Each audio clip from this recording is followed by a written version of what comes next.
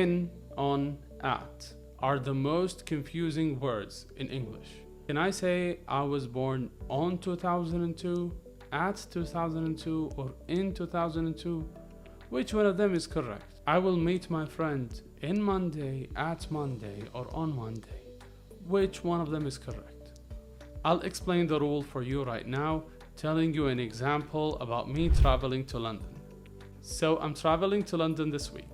My flight is departing at 9 p.m. My flight is departing at 9 p.m. When we talk about a very specific time, we use at. Well, I said that I'm traveling this week. I'm traveling to London on Monday. I usually travel to London in December. So at for specific time of the day, on is for days and holidays, like on Eid, on Christmas, on our national holiday. We use on when we talk about holidays, and we use in when we talk about longer times, like weeks, months, years, centuries. Now there are 5 questions, and you have to choose among 4 answers, A, B, C, or D. Which one of them is correct?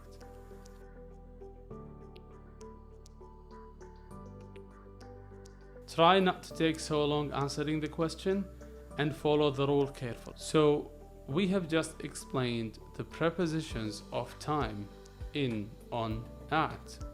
But sometimes we use these words not just to talk about time, but also to talk about places. I'll give you some examples to explain this. You may travel to London at the same time as me, and we could meet there. I will be happy to meet you. If you want to see me in London, well, we can meet in London. We said in London, the city, but you might wonder where in London. We can meet on Edgware Road in London. We can meet on Edgware Road. To be more specific, you can meet me at Hilton.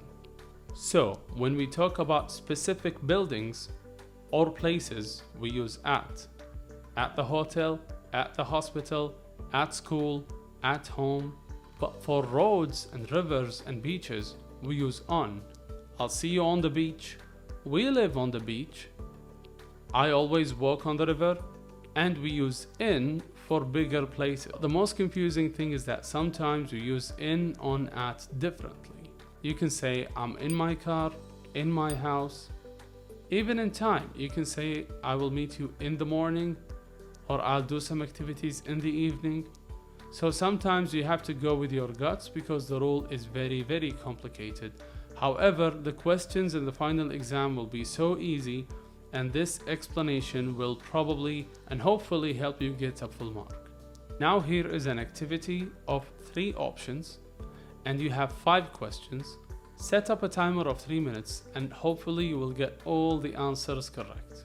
Do the activity in the booklet, then compare your answers to the model answer.